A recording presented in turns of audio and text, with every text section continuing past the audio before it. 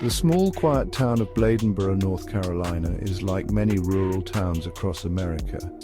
It has a tight-knit community and a peaceful way of life.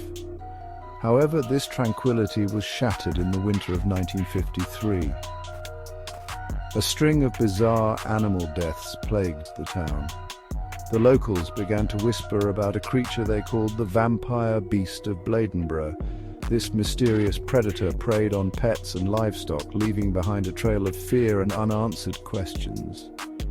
The legend of the vampire beast has become a part of Bladenboro's identity, drawing curiosity and fascination from those intrigued by the unexplained. The creature's reign of terror began in December 1953.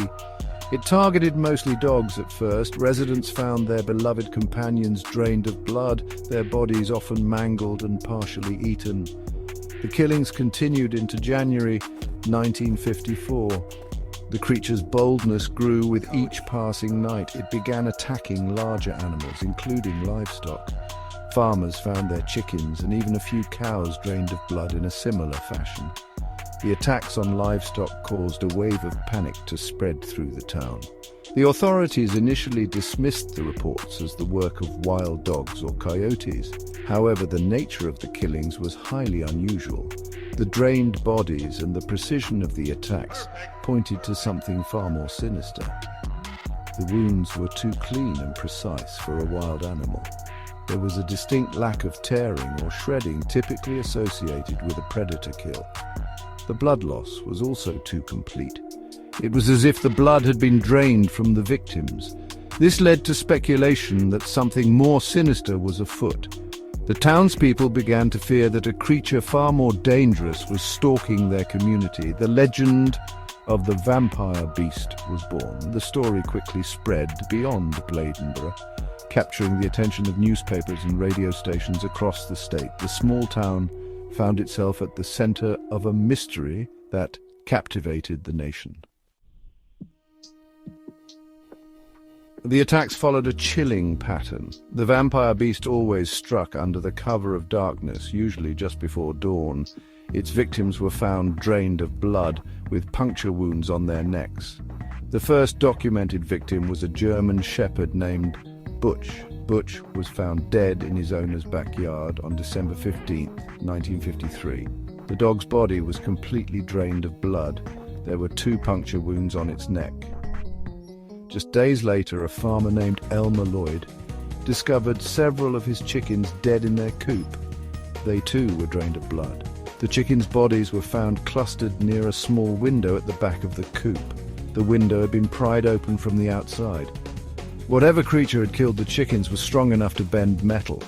As the attacks escalated, the creature seemed to grow bolder. It began targeting larger prey. On January 5, 1954, a local woman named Mrs. Mabel Henley found her prize-winning Hereford bull dead in the pasture. The bull was a massive animal, weighing well over 2,000 pounds. Yet it too had been drained of blood. There were strange tracks around the bull's body. The tracks were unlike anything anyone in Bladenboro had ever seen before. The killing of Mrs. Henley's bull sent shockwaves through the community. It was clear that this was no ordinary predator. The vampire beast was strong enough to take down animals much larger than itself. It was also becoming increasingly brazen, attacking livestock in broad daylight. The people of Bladenboro were living in fear. They were afraid to let their children out to play. They were afraid to go out at night. The vampire beast had cast a dark shadow over their lives. Despite the terror it inflicted, the vampire beast remained an enigma, rarely seen directly. Most descriptions came from fleeting glimpses under the cover of darkness or from the shadows it cast. However, the few eyewitness accounts shared a chilling consistency, painting a picture of a creature both bizarre and terrifying. Witnesses described the beast as being about the size of a large dog or a small bear. It moved with a strange, almost unnatural gait. Some said it bounded like a kangaroo, while others described a more fluid, cat-like movement. The beast's fur was another point of contention among witnesses. Some described it as being jet black, while others claimed it was a dark, mottled grey. A few even reported seeing tufts of reddish-brown fur. This discrepancy in descriptions only added to the mystery surrounding the creature. The most consistent and chilling detail shared by witnesses was the beast's eyes. Those who were unfortunate enough to catch a glimpse of the creature in the moonlight spoke of its eyes with a mixture of fear and awe. They described them as being large, round, and glowing with an eerie, unnatural light. Some said the eyes were red like burning coals. Others described them as being a sickly yellow or green. Regardless of the color, all agreed that the beast's eyes held an intelligence that was both unsettling and predatory. One particularly harrowing account came from a young boy named Billy Ray Taylor. Billy Ray claimed to have seen the beast one night while walking home from a friend's house. He described it as being big as a bear, but with short legs and a long tail. He said it moved like a cat slinking along the edge of the woods, but what terrified Billy Ray the most were its eyes. He said they were big and round like an owl's, and they glowed in the dark. Billy Ray's encounter, along with the other eyewitness accounts, painted a picture of a creature that was as elusive as it was terrifying. As the body count rose, so too did the fear gripping Bladenboro. The townspeople, accustomed to the quiet rhythms of rural life, found themselves living in the grip of a real-life horror story.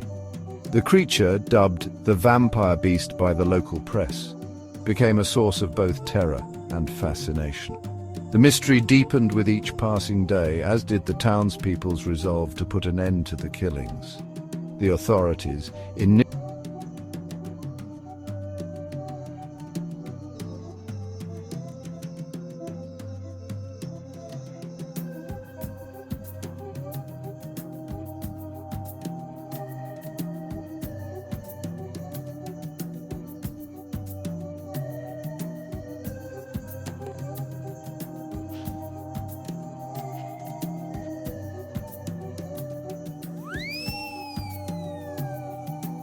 its knowledge of the terrain uncanny, its ability to evade capture frustratingly efficient.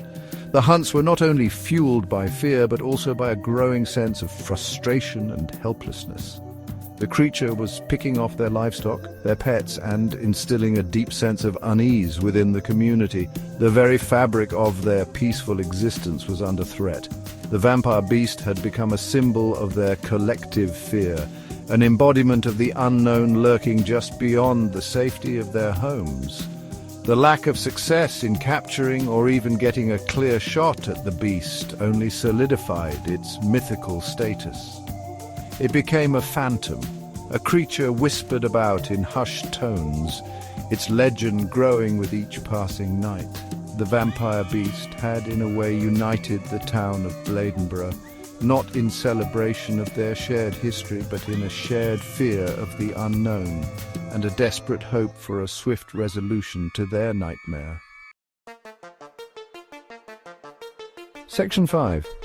Whispers in the Dark. Theories and speculations. As the vampire beast continued to evade capture, speculation about its true nature ran rampant.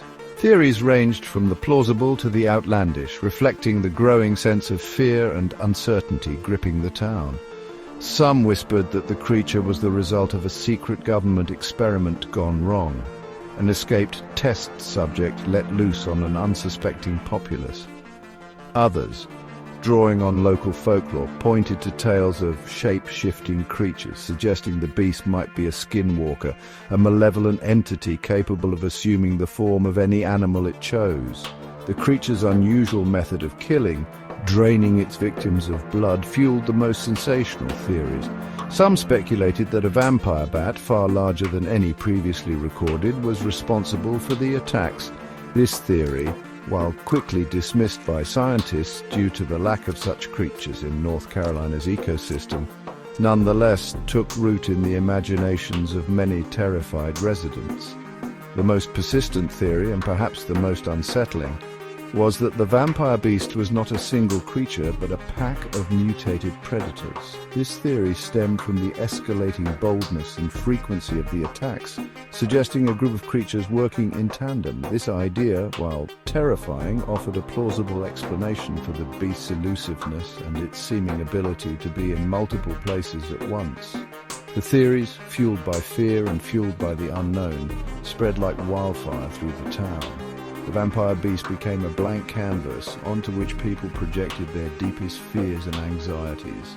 It became a cautionary tale whispered to children, a warning about the dangers lurking in the shadows. The creature, whether real or imagined, had become a permanent fixture. Section 6, Case Closed, The Bobcat and the Lingering Doubts. By February 1954, the hunt for the vampire beast reached its peak. The pressure on Sheriff Baker and his men to find a solution was immense. The town was on edge, and the national spotlight was shining brightly on Bladenboro. Finally, there was a break in the case. On February 10th, a local farmer named Harrison Davis trapped a large bobcat on his property. The bobcat was unusually aggressive and bore wounds consistent with the attacks on the livestock. The capture of the bobcat was met with a mixture of relief and skepticism. Many people, desperate for a return to normalcy, readily accepted the bobcat as the vampire beast. The animal was euthanized and examined. While its stomach contents did not contain blood, as some had expected, the authorities claimed this was not unusual. They attributed the lack of blood to the bobcat.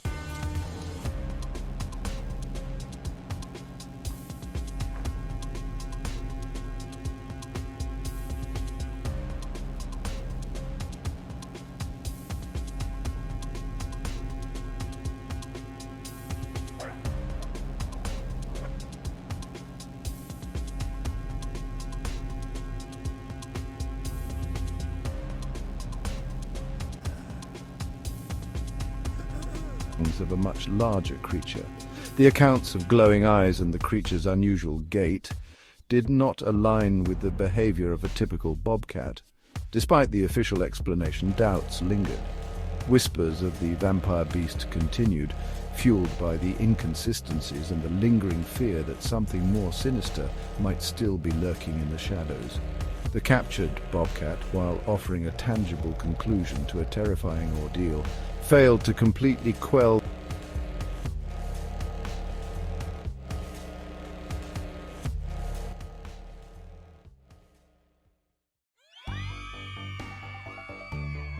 Section 7, The Beast's Legacy, Bladenboro's annual celebration. While the capture of the bobcat marked the end of the vampire beast's reign of terror, it did not erase its legend. The story of the creature continued to be passed down through generations, becoming a tale whispered around campfires and a source of both fear and fascination for those who grew up hearing it. In 1993, 4 decades after the initial events, the town of Bladenboro decided to embrace its unique history by establishing the annual Beast Fest. What began as a small local event quickly gained traction, drawing visitors from across the state and beyond. Beast Fest is a celebration of the legend of the vampire beast, a testament to the enduring power of folklore and the human fascination with the unknown. The festival, typically held in October, is a lively affair featuring a range of activities for all ages. There are parades with elaborately decorated floats, live music performances, and food vendors offering a taste of local cuisine. Children can enjoy face painting, games, and storytelling sessions where the legend of the vampire beast is brought to life. One of the highlights of Beast Fest is the annual Beast Pageant, where locals compete for the titles of Mr. and Mrs. Beast. Contestants often don elaborate costumes and share their interpretations of the legendary creature, adding a touch of humor and light-heartedness to the festivities. Beast Fest is more than just a festival. It's a testament to the town's resilience and their ability to find humor and camaraderie in the face of adversity. It's a way for the community to come together, to share their history, and to keep the legend of the vampire beast alive, not as a source of fear, but as a unique and enduring part of their heritage. Section 8. Fact or folklore, the enduring mystery. Despite the official explanation, the legend of the vampire beast of Bladenboro continues to intrigue and divide. Some dismiss it as mass hysteria fueled by media sensationalism and the power of suggestion. They argue that the bobcat, while perhaps not responsible for all the killings, was likely the primary culprit. They attribute the more outlandish details and inconsistencies in eyewitness accounts to exaggeration, fear, and the human tendency to embellish stories. Others, however, remain unconvinced. They point to the unanswered questions, the lingering doubts surrounding the bobcat's capture, and the sheer number of eyewitness accounts that describe a creature far larger and more menacing. They argue that the vampire beast, whether a real cryptid or a misidentified animal, represents the very real possibility that there are still mysteries hidden within our world, creatures yet to be classified by science. The debate over the vampire beast's true nature is unlikely to be settled anytime soon. However, the legend serves as a reminder of the power of the unknown, the enduring allure of mystery, and the human need to find explanations for the unexplainable. It also highlights the blurred line between fact and folklore, where reality and imagination intertwine, creating stories that captivate and endure long after the initial events have faded from memory. The vampire beast of Bladenboro, regardless of its true nature, has left an undeniable mark on the town and its history. It serves as a cautionary tale, a campfire story, and a reminder that even in the most ordinary of places, the extraordinary can lurk just beyond the shadows, waiting to be discovered, or perhaps waiting to be created. Section 9. Conclusion. The vampire beast's bite on history. The tale of the vampire beast of Bladenboro serves as a fascinating study in the intersection of folklore, fear, and the media. Whether the creature was a real cryptid, a misidentified animal, or a product of collective imagination, its impact on the town of Bladenboro is undeniable. The events of 1953 to 54 left an indelible mark on the town's history, shaping its identity and giving rise to a legend that continues to captivate and intrigue.